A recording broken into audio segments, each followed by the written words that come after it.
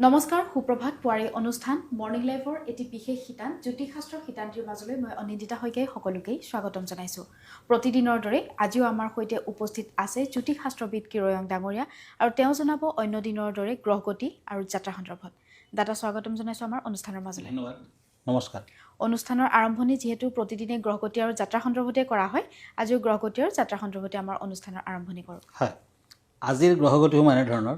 বৃহস্পতি বৃষ ৰাশিত, মঙ্গল আজি মিথুন ৰাশিত বহি আছে, কেতু কন্যা ৰাশিত বহি আছে, ৰাহু আজি মীন ৰাশিত বহি আছে, শনি আজি শুক্ৰৰ লগত কুম্ভ ৰাশিত বহি আছে। আজিৰ দিনটোত ৰবি বুধ আৰু লগ্ন মকৰ, আজি চন্দ্ৰ বৃশ্চিক ৰাশিত বহি আছে। আজি তিথি কৃষ্ণ একাদশী, ধ্ৰুৱ যোগ, বিপ্ৰবৰ্ণ, জ্যেষ্ঠা নক্ষত্ৰ, দেৱাৰীগণ, যাত্ৰা শুভ, অমৃত যোগ, পূব দিশত অৱশ্যে নাই। আজি শুভকৰ্ম দীক্ষা, আৰোগ্য স্থান, নাও যাত্ৰা, দোকান, নাট্যাৰম্ভ, ঋণদান, ঋণ গ্ৰহণ, ঔষধকৰণ আদি। দিনটোত উৰহি নাখাব। এতিয়া আহিছোঁ দিনটোৰ ৰাশিফললৈ। প্ৰথমতে টেৰট কাৰ্ড মতে মই মেষ ৰাশিৰ ফলাফল ক'ম। এৰিছ, চ'ৰ্চ এণ্ড পেজ অফ পেণ্টাকলছ। আজি এই ৰাশিৰ জাতক জাতিকাসকলৰ বাবে দিনটো বৰ শুভ নহ'ব। ব্যৱসায় বাণিজ্যত আশা কৰা মতে ফল নাপায়। কোনো ঠাইলৈ যাত্ৰা কৰিবলৈ হ'লে দিনটোত শুভ ফল পাব। এনে দিনটো শুভকাৰক, বিদ্যাত শুভ। লাকি কালাৰ হ'ব ব্লু, আনলাকি কালাৰ হ'ব অৰেঞ্জ কালাৰ। এতিয়া আহিছোঁ বৃষ ৰাশিলৈ, টৰাছ, ওৱান্স এণ্ড কাপছ। এই দুখন কাৰ্ড মতে এই ৰাশিৰ জাতক জাতিকাসকলৰ কৰ্মৰ ক্ষেত্ৰত নানান সমস্যা থাকিব। প্ৰেমত শুভ ফল দেখা যায়। যাত্ৰাৰ সময়ত অলপ সতৰ্কতা অৱলম্বন কৰক। ব্যৱসায় বাণিজ্যত ব্যয় বৃদ্ধি।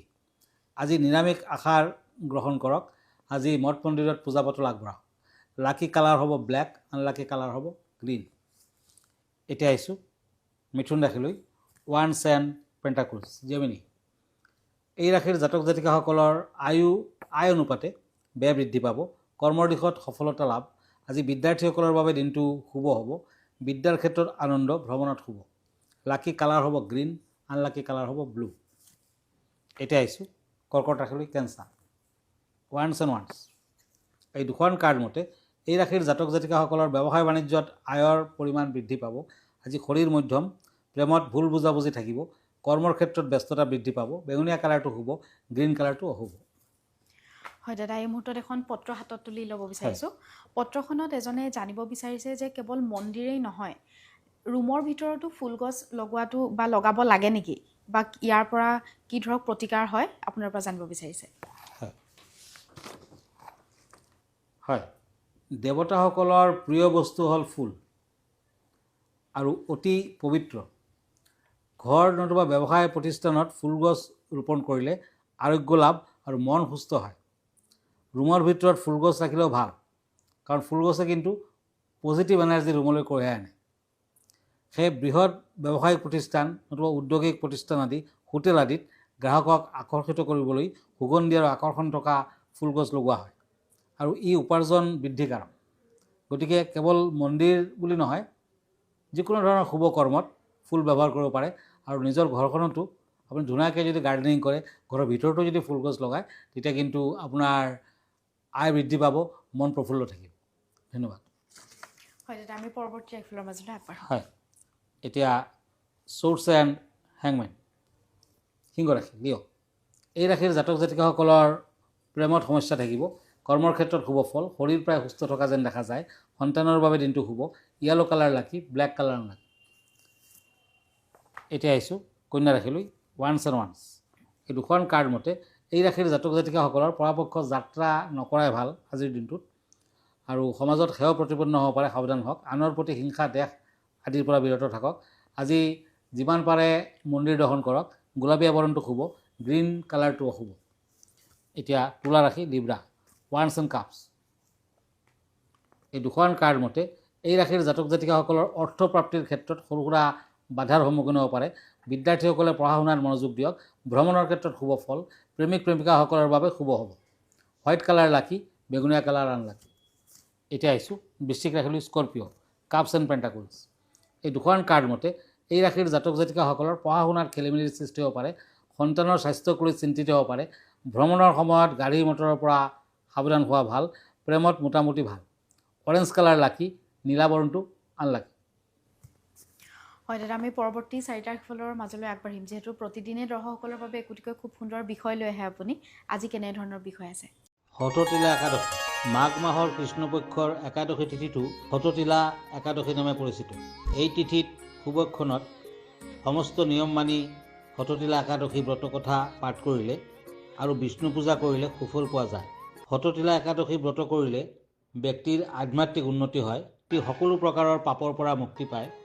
কন্যাদান, সহস্ৰ বৰ্ষৰ তপস্যাও স্বৰ্ণদানৰ ফলত যি ফল পোৱা যায় তাতকৈ বেছি ফলদায়ী শততিলা একাদশীৰ ব্ৰত পালন কৰা। পৰিয়ালৰ উন্নতিত এই ব্ৰত সহায়ক। এই একাদশী ব্ৰত পালন কৰিলে ব্যক্তি বিষ্ণুলোকত গমন কৰে। এই একাদশীত অন্নদান অত্যন্ত গুৰুত্বপূৰ্ণ। শততিলা একাদশীত মাঘ কৃষ্ণ একাদশী বা তিলদা একাদশী বোলা হয়।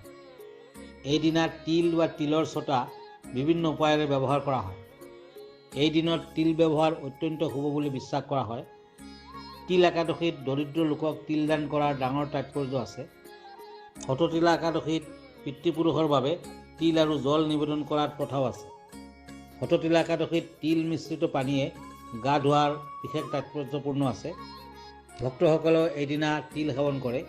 এইদিনা চাউল আৰু দাইল নাখাব। শততিলা একাদশীত ভগৱান বিষ্ণুক পঞ্চামৃতৰে স্নান কৰাই তিল লগাব। বিশ্বাস কৰা হয় যে ব্যক্তিয়ে শততিলা একাদশী পালন কৰিলে অসীম সম্পদ আৰু সুস্বাস্থ্য লাভ কৰে। তিল দানে সমস্ত পাপৰ পৰা মুক্তি পায়। দাদা, আমি পৰৱৰ্তী ৰাশিফলৰ মাজলৈ আগবাঢ়াম। হয়, এতিয়া সিংহ ৰাশি, লিঅ', চ'ৰ্টছ এণ্ড নাইট অফ চ'ৰ্টছ। এই দুখন কাৰ্ড মতে এই ৰাশিৰ জাতক জাতিকাসকলৰ শাৰীৰিক অৱস্থা সুস্থ থাকিব। পিত্তজনিত ৰোগত ভুগিব পাৰে। প্ৰেমত সফলতা আহিব। ভ্ৰমণৰ ক্ষেত্ৰত শুভ ফল। বিদ্যাৰ্থীসকলৰ বাবে ব্যস্ততা বৃদ্ধি পাব। য়েলো কালাৰ লাকি, ব্লেক কালাৰ আনলাকি। এতিয়া আহিছোঁ মকৰ ৰাশিলৈ, কেপ্ৰিকৰ্ণ, ওৱান্স এণ্ড ওৱান্স। এই দুখন কাৰ্ড মতে ব্যৱসায় বাণিজ্যত মধ্যম গতি। প্ৰেমিক প্ৰেমিকাসকলৰ মাজত সন্দেহ দেখা দিব। শৰীৰৰ অসুস্থতা। আজি পুৱা 10 বজাৰ পৰা যাত্ৰা কৰিলে বাধা আঁতৰিব। পুৱা 10 বজাৰ আগত যাত্ৰা নকৰিব। আজিৰ দিনটোত নিজৰ লগত কেইটামান বেলপাত ৰাখক, ভাল হ'ব। ব্লেক কালাৰ লাকি, বেঙুনীয়া কালাৰ আনলাকি। এতিয়া আহিছোঁ কুম্ভ ৰাশিলৈ, একুৰিয়াছ, চ'ৰ্টছ এণ্ড পেণ্টাকলছ। এই দুখন কাৰ্ড মতে এই ৰাশিৰ জাতক জাতিকাসকলৰ ধনাগম বৃদ্ধি পাব। যাত্ৰাৰ ক্ষেত্ৰত শুভ ফল। শৰীৰ সুস্থ থাকিব। ব্যৱসায় বাণিজ্যত নতুন কামত হাত দিলে শুভ ফল পাব। প্ৰেমত সমস্যা থাকিব। আজি মেৰুণ কালাৰ লাকি, ব্লু কালাৰ আনলাকি। এতিয়া আহিছোঁ মীন ৰাশিলৈ, ওৱান্স এণ্ড এইজ অফ চ'ৰ্টছ। এই দুখন কাৰ্ড মতে এই ৰাশিৰ জাতক জাতিকাসকলৰ পাৰ্টনাৰশ্বিপ ব্যৱসায়ত উপকৃত হ'ব।